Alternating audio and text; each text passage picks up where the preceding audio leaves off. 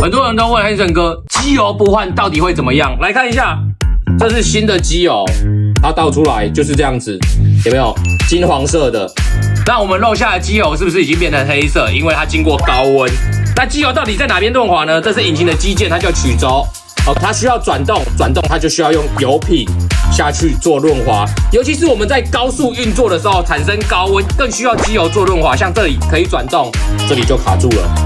卡住就有可能是故障了。大家想想看，没有机油润滑，铁磨铁会不会造成引擎故障？可能会固路，或是开始产生熄火、作动不良、加速不顺等等的情形。那到底要多久换一次呢？大部分我们更换机油的时间就是看车子它会亮一个灯，有可能是红灯，有可能是英文字，平均大约是1000公里的时候换一次机油。